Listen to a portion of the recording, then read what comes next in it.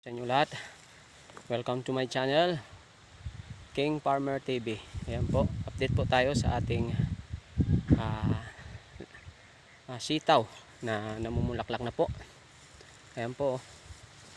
At sa ngayon nga ay tayo ay naglilinis sa kanyang punuan. Dahil may bulaklak na at mamumunga na siya, naglinis tayo dito sa ilalim para wala nang pagtaguan ang mga insekto. At nilinis natin dyan sa ilalim para kitang kita ang kanyang bunga pag nag-harvest tayo.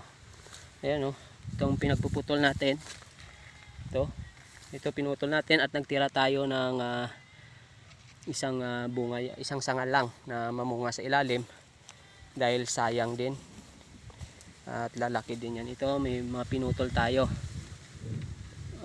marami tayong pinutol sa ilalim at nadili kasi tayo, talagang humaba na, sayang sana, kaso nadili tayo, marami tayong ginagawa.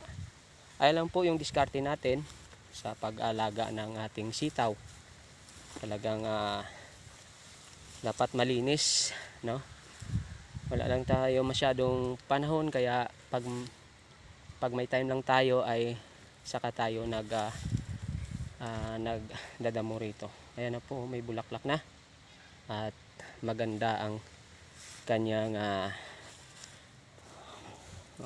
bunga at ang kanyang puno ay masigla, ang dahon malalapad. Ayan po, malinis na po yan ang ilalim natin at may bulaklak na po ang ating sitaw. Yan lang po, dapat mag-pruning tayo. Yan lang ang ating sikreto para gumanda ang bunga at malayo sa insekto dahil walang pagtaguan. Dapat malinis po. At yan lang po, salamat po sa inyo at tayo magtatrabaho pa. Saglit lang ito.